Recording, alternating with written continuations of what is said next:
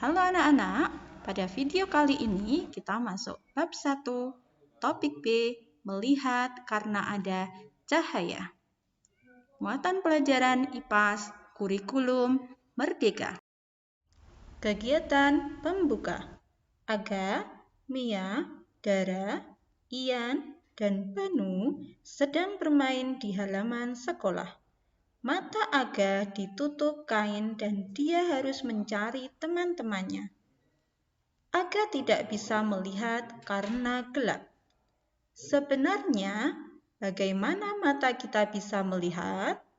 Mengapa jika gelap kita tidak bisa melihat? Yuk kita pelajari bagaimana mata bisa melihat benda.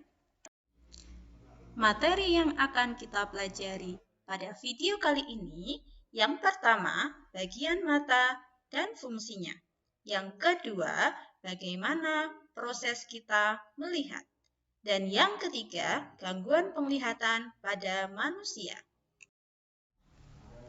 Kita mulai pada materi yang pertama, bagian mata dan fungsinya. Bagian-bagian mata. Ada bagian-bagian mata yang terlihat oleh kita, namun ada juga yang tidak. Apa sajakah bagian-bagian mata tersebut? Yuk kita pelajari bersama. Bagian-bagian mata yang terlihat. Perhatikan gambar mata berikut. Yang pertama, alis. Fungsinya melindungi mata kita dari air atau keringat agar tidak masuk ke dalam mata. Yang kedua, ada bulu mata. Melindungi mata kita dari benda asing seperti debu atau kotoran. Yang ketiga, pupil. Bagian mata di tengah iris merupakan celah tempat masuknya cahaya ke bagian dalam mata. Yang keempat, iris. Bagian mata yang berwarna berfungsi untuk mengatur jumlah cahaya yang masuk ke mata. Yang kelima, sklera. Bagian berwarna putih dan keras pada bola mata. Otot-otot yang membuat mata kita bergerak menempel pada sklera. Berfungsi juga untuk melindungi bagian penting dalam mata. Yang keenam, lipatan mata, yaitu kulit yang melindungi bagian depan bola mata. Berfungsi juga untuk membasahi bagian depan mata dengan air mata saat mengedip. Selanjutnya, cara kerja pada pupil. Tahukah kalian jika pupil bisa membesar dan mengecil? Pupil kita sensitif terhadap cahaya. Perhatikan dua gambar mata berikut. Gambar kiri dan gambar kanan. Pada gambar kiri, saat kalian berada di tempat yang terang, pupil akan mengecil agar cahaya yang masuk dalam mata kalian tidak terlalu banyak. Sedangkan untuk mata bagian kanan, saat kalian berada di tempat yang gelap, pupil akan membesar untuk memperbanyak cahaya yang masuk ke mata. Selanjutnya, bagian-bagian dalam mata. Perhatikan gambar berikut. Bagian yang pertama ada kornea, yaitu selaput bening yang melindungi bagian depan mata. Berfungsi seperti jendela mata, yaitu tempat masuknya cahaya ke dalam mata. Bagian yang kedua ada lensa. Berfungsi memfokuskan dan meneruskan cahaya yang masuk ke mata agar jatuh tepat pada retina. Yang ketiga ada otot siliaris, yaitu otot di dekat lensa yang berfungsi mengubah bentuk lensa mata. Yang keempat, Syaraf mata. Saraf ini meneruskan sinyal bayangan yang ditangkap retina beserta warna dan menghubungkan ke bagian khusus di otak. Otak kemudian menerjemahkan sinyal menjadi gambar yang kita lihat. Yang kelima ada retina, yaitu selaput yang terletak paling belakang dan peka terhadap rangsang cahaya.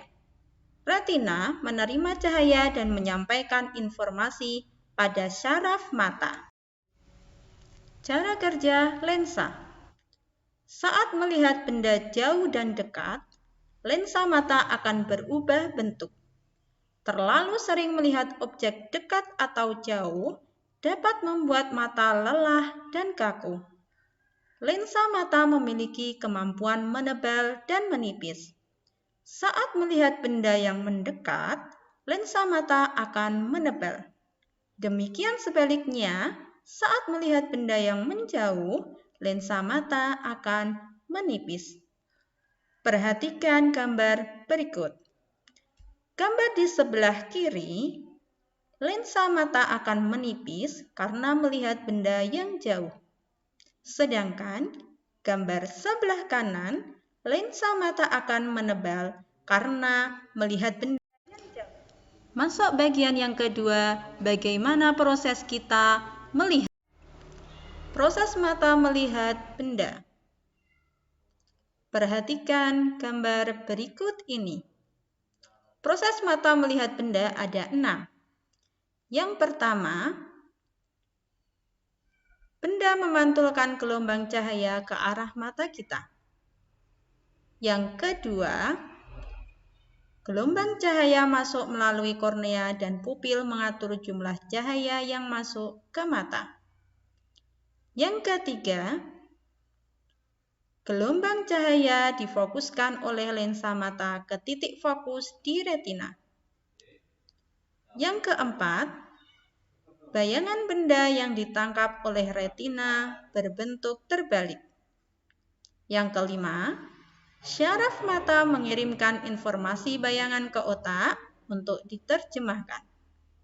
Yang keenam, otak akan menerjemahkan bayangan sehingga mata dapat melihat. Kita masuk bagian yang ketiga, gangguan penglihatan pada manusia. Penyebab gangguan penglihatan. Gangguan penglihatan pada manusia bisa disebabkan banyak hal. Ada yang merupakan bawaan sejak lahir, akibat dari penyakit lain, faktor usia, atau kebiasaan yang tidak baik. Beberapa gangguan penglihatan bisa diperbaiki dengan menggunakan kacamata khusus atau operasi.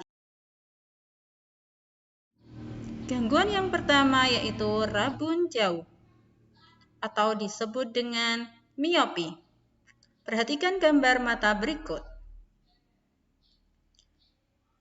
Rabun jauh yaitu ketidakmampuan mata melihat benda dalam jarak yang jauh secara jelas.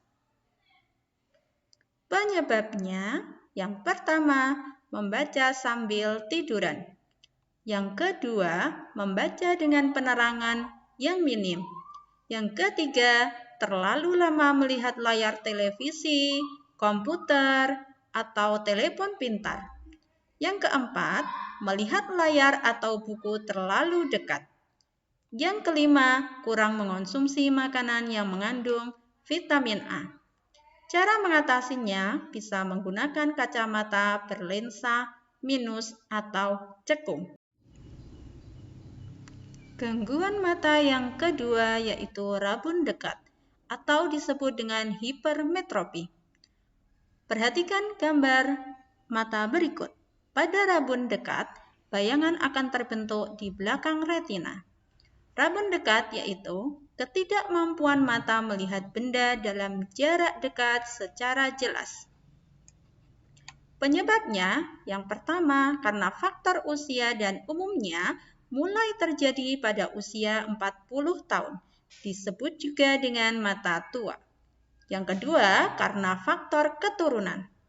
Cara mengatasinya bisa menggunakan kacamata rangkap untuk mata tua dan kacamata plus untuk rabun dekat atau berlensa cembung. Gangguan yang ketiga yaitu mata silindris. Perhatikan gambar berikut ini. Pada mata silindris, penderita tidak akan bisa melihat benda dengan jelas atau benda akan terlihat kabur, seperti ada bayangannya. Pengertiannya, mata silindris yaitu kondisi kelainan lengkungan pada kornea menyebabkan cahaya yang masuk tidak fokus pada retina. Penyebabnya yang pertama, membaca atau menonton televisi dengan posisi miring. Yang kedua, membaca dan menonton sambil tiduran. Yang ketiga, karena faktor keturunan. Cara mengatasinya bisa menggunakan kacamata berlensa silindris. Terima kasih sudah menonton video pembelajaran ini. Semoga bermanfaat. Terima kasih.